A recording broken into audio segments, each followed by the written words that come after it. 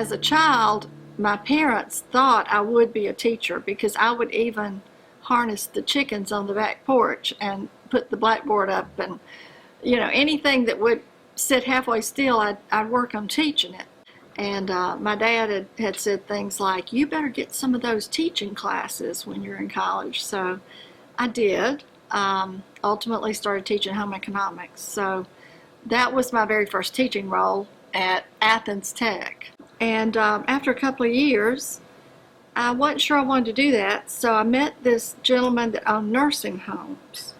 And he encouraged me to come work for him, and I did, and he helped me get my nursing home license. So I worked for him a couple of years and then decided to go back into teaching at the at Augusta Technical School, actually, college it's called now.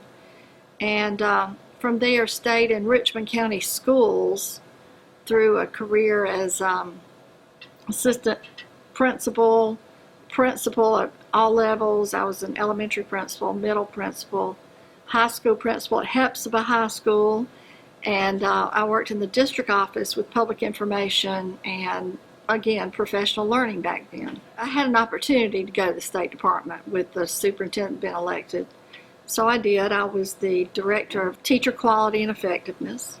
That's where I worked with Mr. Wilson just a short period of time. He came there just before I left, and I worked for him in his division. He was associate superintendent for curriculum, standards, and assessment.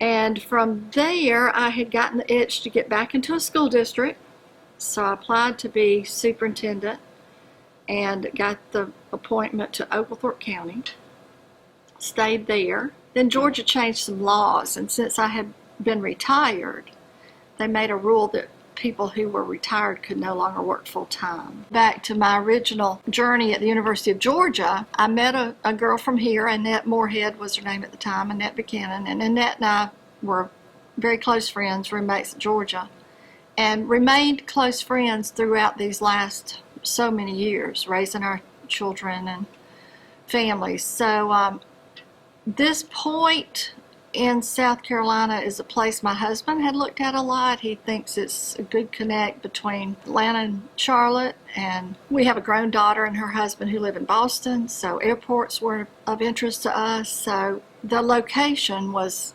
highly favorable for what we thought we'd want to do.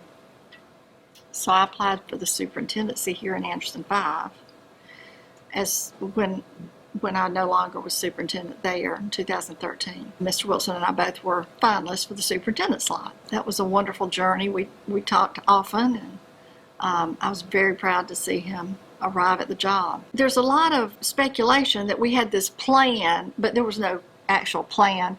He called me and we talked again, and he said he had something in the career area. Again, back to my foundation of vocational and technical education, that he might have an interest in me looking at.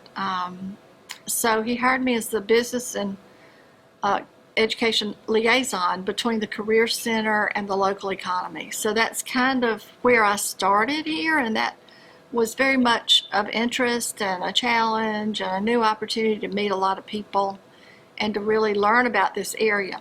Not certain what we would do.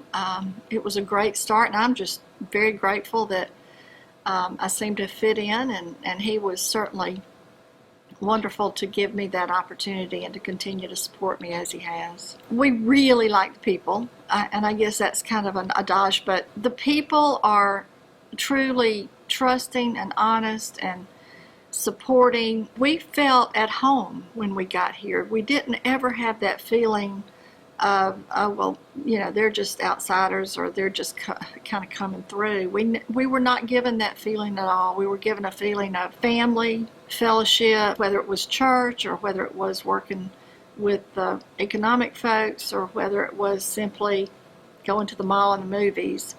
There was an engaging quality about the people and the types of events that happened in the community. It was small in some ways compared to where we had been, especially Atlanta, but it was large enough to support the kind of lifestyle that we have. We don't need, the galas of a city kind of life. So before you and I started the interview, we mentioned about our students being truly ready to jump into the job force, and I believe that that is one challenge that we K-12 educators have not totally embraced.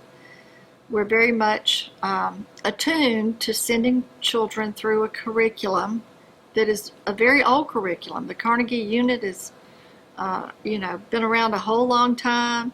We send kids through a sit and get kind of program that will prepare them for advanced education, primarily the traditional university collegiate experience. And we do a good job of that. We don't do a good job of the other 70% of kids who wind up in something else, whether it's dropping out, which has been a lot of the work I did early on to prevent that, whether or not it's graduating and going on a career tech or a tri-county kind of technical college, or unfortunately so many kids get into a wrong path, and we just cannot allow that to continue to happen. So part of the work I've enjoyed is getting dual credit opportunities for kids, especially between our local colleges, our local technical college, our apprenticeship programs, our industries that take them in. And as you said, there's just nothing wrong with having an associate degree when you finish high school. How big of a game changer is the Institute of Technology going to be? It's going to be unbelievable to what we can perceive right now. If we just try to think in the ways of today, we won't understand what's going to happen in 3 years. I believe Dr. Couch is the visionary it needed, the man who has done it other places and will not settle for either mediocrity or the way things are. What have been some of the challenges you faced as a woman rising in leadership and education? I just don't like to look at that way. I see so many male role models that supported me along the way, just as female models did. There's one female role model that comes to mind that is my primary mentor. Her name is Carlene Murphy in Augusta. She's in her 80s now. Carlene was one of those early women who truly broke into administration in schools. And she saw something in me as a very young teacher that I did not see in myself. And she helped pull that out and connected me with both men and women across the nation, across the school system. It just made paths for me to bring out the things, the strengths that she knew I had that I did not even know. And till this day, we stay very close in touch. And so that's just one example. But I think anytime we put any stress on ourselves about what we are, it's just consuming us of the joy we can have for what we can become. Have you sort of mentored others along the same lines? I would hope I have. There's some that tell me I have. I get lots of calls. Nowadays it's kind of neat to have Facebook, if you will, for the most positive things that we do. And some of the students I taught just this past weekend, in my very early days, had a reunion, and they're what, maybe 4 or 5 years younger than I am. They're my peer almost, but they had all kind of conversations about the things I taught them and so forth. So it's wonderful to have those feelings. That's the reward in this work. It's definitely seeing your own students prosper and then go on to become what you are. I have one student I had that became an assistant superintendent before I did, and very interesting to see her growth. This community offers you anything you want, but most of all, I think it's a community that presents itself as one of relationship building and embracing those who come to experience it. We're also very close to mountains, beaches, any kind of other interesting events that we like. Plus we have our own local lake and activities surrounding that.